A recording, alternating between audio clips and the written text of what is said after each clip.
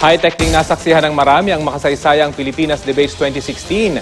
Saan man naroon ang mga netizen para na rin nasa venue sa tulong ng makabagong teknolohiya hatid ng GMA New Media Incorporated.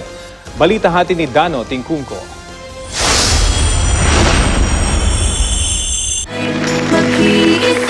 Bukod sa tradisyonal na live streaming, sa kauna-unahang pagkakataon din ang 360-degree live streaming technology hatid ng GMA New Media Incorporated. Sa GMA News online website na gmanews.tv, isang click sa 360 live tab mula sa inyong computer or Android phone, virtual all-access pass sa loob mismo ng Capital University sa Cagayan de Oro City. We're using, we call it yung omnidirectional na camera. Dalawang camera yon, 180 degrees one side, another 180 degrees sa kabilang side. So para siyang spherical.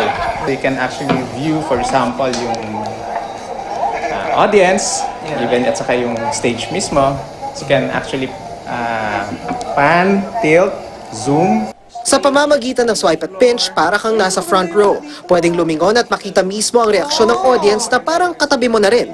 Sa 360 experiences, yung user ngayon ang makakapag-select ng which view habang nangyayari yung news event. Makikita mo na lahat. 360, all around. For example, yung part ka ng audience, nakikita mo yung katabi mo, tumantuwa siya doon. So parang nafe-feel mo din yung kumbaga sa kung anong nagiging reaction nila sa mga sinasabi ng mga candidates. So parang ikaw din mismo nagiging part ka na ng experience na yan.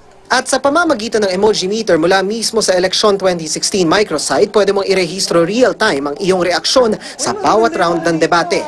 Ayon kay GMA New Media Incorporated Chief Technology Officer Raymond Sarmiento, sa panahon ngayon ng social media, nagsisilbing tulay ang immersion at experience, lalo na sa mga makasaysayang tagpo tulad ng Pilipinas Debates. Sa pamamagitan kasi ng teknolohiya, mas naipaparamdam sa publiko ang mga isyu ng lipunan na siyang tulay para tayong lahat makialam. Dano Tingkungko, GMA News.